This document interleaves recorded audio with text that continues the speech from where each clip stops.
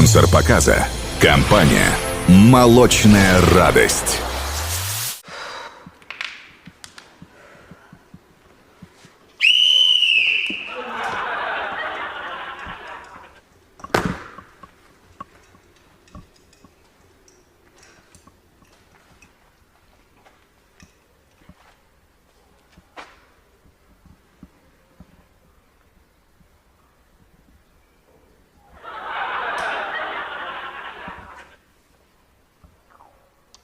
های کتیچه ها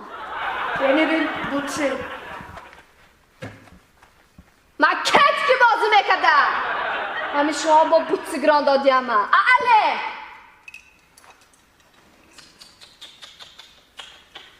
ما همه شما نه دوگانه های جمع کردم جمع کردم چوب بازی نمیکن تو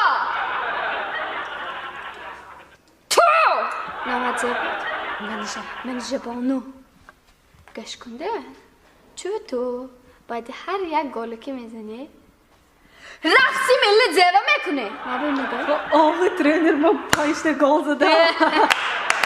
تا گال مادس همون گالایی و حوزنه نمه واجدی کاب نه قدس نه تو چوبا کجالک میزنی تو به همین ورته پیشش ورته مانی کجالک میزنیم بیام چو تو اصلاش اچکی ها کچه آخه پول افتاب هم به من اچکی پشت کرد تغییر راست اچکی هنه باشد ودی نای اچکی زی پشت تو و دورنی آب میپشد آب نه تو گویا با فهمه گوش کن تانده من نفهمیدم چون یک تا کماندو 2 تا ترینر یا شما گازنید یا شما گازنید من اپشت شما برابر گاز داشتم من هیچی فهمیدم نه شد یا پش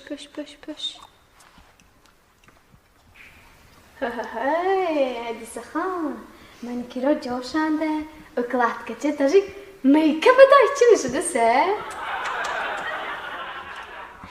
چوه تو دا میجومه انجا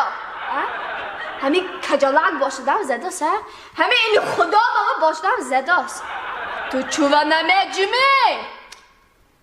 ترینر آخر من ورتر نمیدوم ورته باشید این خدا بابا گازنه چوه نمیداره ترینر آخر وای دوگانم من وای تو با قپم وای اما خفه میشه جاری خفه میشم من خفه میشتم یعنی دویم تای ایچینه شانس ما 22 نال ایچینه شانس یکی منی خدا مانده از برایتان همه گالا میزنیم یاد دادگی بای هاپ رفتی ساخ حسام سنده